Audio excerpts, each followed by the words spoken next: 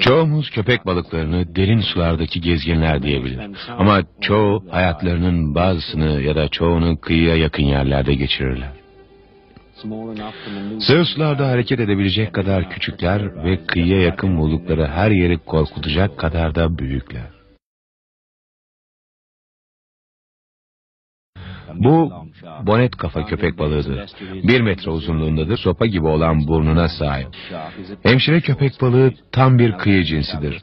En sığ sularda yüzer ve çok büyük bir kurbağa yavrusuna benzer.